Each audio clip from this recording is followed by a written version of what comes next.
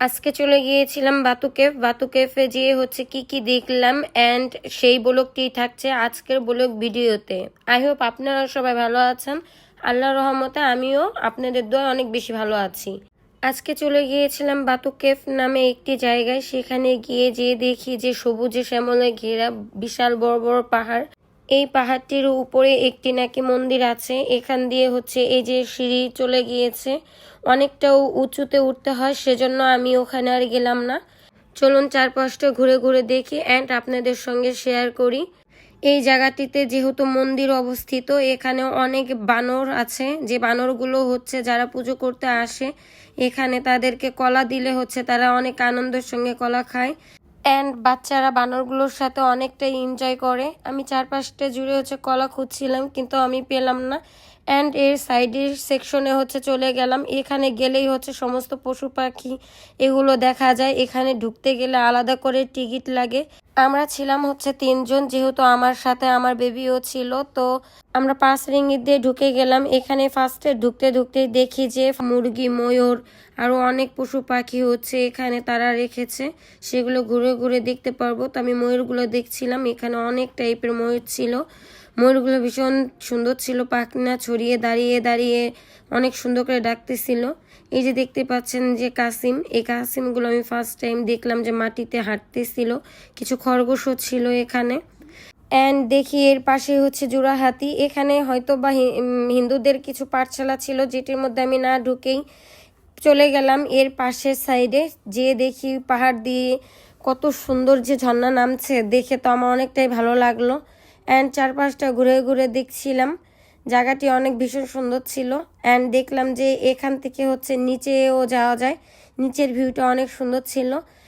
এখানে এতটা মাছ ছিল, আমি জুম করে যখন দেখলাম যে মাছ আছে, আমার তো খুব ইচ্ছা করতেছিল ওই জায়গাটা যাওয়ার জন্য, যে আমি মাছগুলো খুব কাছ থেকে দেখব।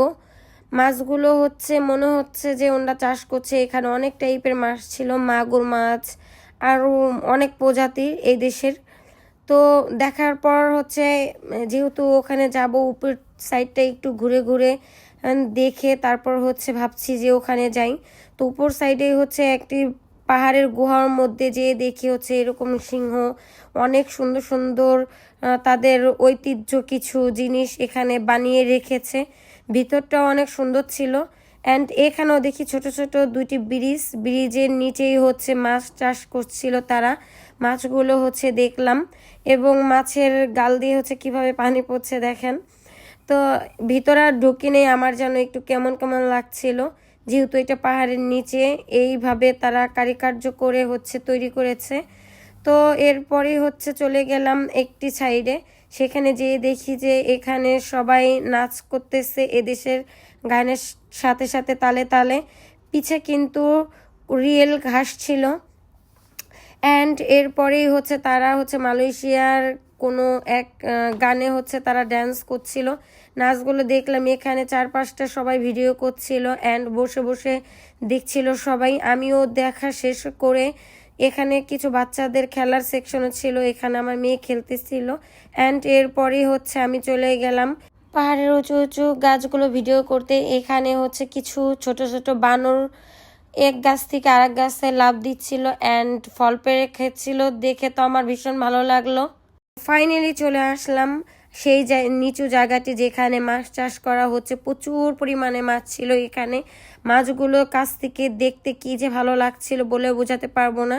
এই এক সাইডে ছিল হচ্ছে মাগুর মাছ, কয়েকটা মাগুর মাছ এখানে দেখলাম মরে ভেসে আছে অ্যান্ড এখানে এত মাগুর মাছ ছিল, সেই মাগুর মাছ আমি নিজ চোখে প্রথম আমার লাইফে দেখলাম। এভাবে হয়তো মাছগুলো চাষ করে এখানে মারা গেছে, হয়তো কেউ চোখে পড়ে নাই অ্যান্ড আমি দেখতেছিলাম একটি মাছ মারা গিয়েছে আর ওই মাছটির চারপাশে জুড়ে হচ্ছে অন্যান্য মাছগুলো যে ভিড়ে আছে।